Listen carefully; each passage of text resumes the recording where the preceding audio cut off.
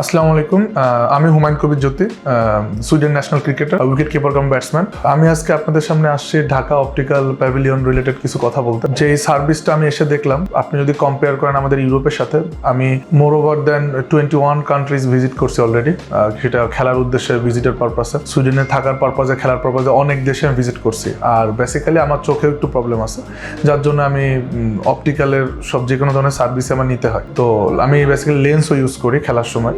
But আমি এবার first time এসে এটা আমি একদম নতুন দেখলাম। আমি এখানে যে মেন যে ডক্টর গাজী রিয়াজ রহমান, ওনার সাথে আমার গত 2-3 বছর আগের থেকেই ওনাকে আমি চিনি। ওনার আমি অ্যাজ এ পেশেন্ট হিসাবে ওনার সাথে আমার সেভাবে সম্পর্ক। তার আগে অনেক সার্ভিস নিয়েছি তার কাছ থেকে। লেন্স, আমি কন্ট্যাক্ট লেন্স ইউজ করি প্রত্যেক ম্যাচে, তার জিনিসগুলো দিয়ে ইউজ করতেছি। বাট এইবার আমি ফার্স্ট টাইম এখানে আসলাম ঢাকা অপটিক্যাল প্যাভিলিয়নে। ওনার আরও অনেকগুলো শোরুম আছে, বাট এই শোরুমে আমি ফার্স্ট আসলাম। এখানে এসে যে ডিফারেন্সটা আমি দেখলাম, সেটা আর কি আপনাদেরকে জানানোর চেষ্টা করতেছি। বিকজ এই যে ফ্যাসিলিটি, এই যে সার্ভিস, এইটা সেম আমাদের ইউরোপে।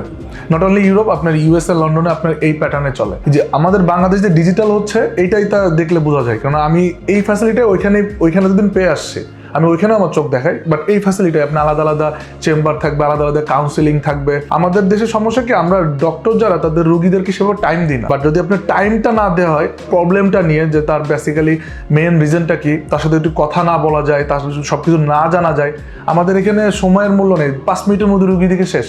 বাট এখানে এসে দেখলাম প্রত্যেকটা আলাদা আলাদা চেম্বার আছে, আলাদা আলাদা প্রবলেম নিয়ে আলাদা কাউন্সিলিং এর অপশন আছে। এই জিনিসটাই সবচেয়ে বেশি ইম্পর্টেন্ট। তাহলে হয় কি, আমরা রোগীরা অনেক স্যাটিসফাইড হই এবং আমাদের মেন্টালি স্যাটিসফাই হয়, তাহলে আমাদের প্রবলেমগুলো সলভ হয়ে যায়।